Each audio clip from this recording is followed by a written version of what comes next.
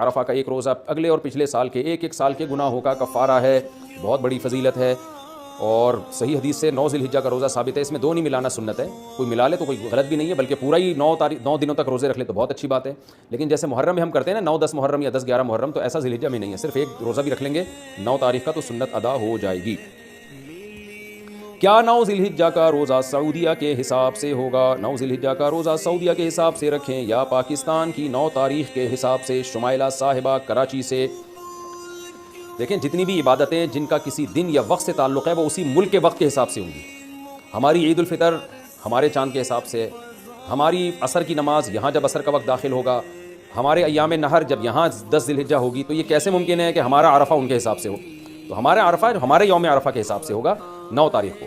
تو اب جن ملکوں میں 12 گھنٹے کا فرق ہے تو وہاں تو عرفہ کا دن ہی داخل نہیں ہوگا، حالانکہ سعودی عرب میں عرفہ کا دن شروع ہو چکا ہوگا، وہاں تو رات ہوگی۔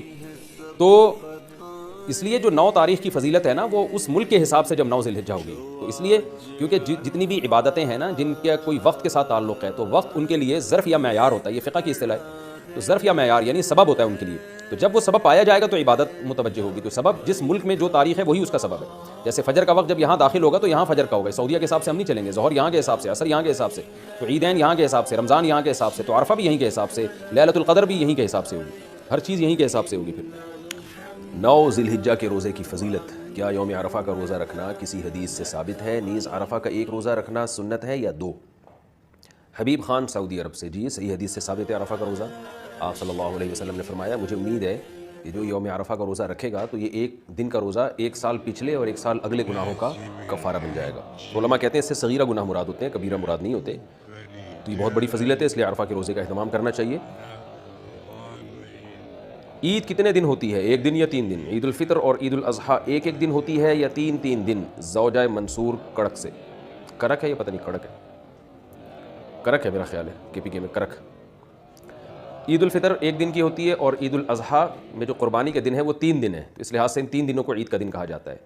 تو ویسے تو اسپیسیفک 10 ذی الحجہ ہی عید کا دن ہے، لیکن قربانی کے دنوں کو ملا کے 3 دن عید کے کہے جاتے ہیں، کیونکہ 10، 11، 12 ان تینوں دن قربانی ہوتی ہے، اور عید الفطر 1 دن کی ہوتی ہے۔ چوتھے دن قربانی کرنے کا حکم، کیا چوتھے دن قربانی کرنا صحیح ہے؟ کیا نبی کریم صلی اللہ علیہ وسلم نے چوتھے دن قربانی کی ہے؟ بنت عزیز احمد انڈیا سے۔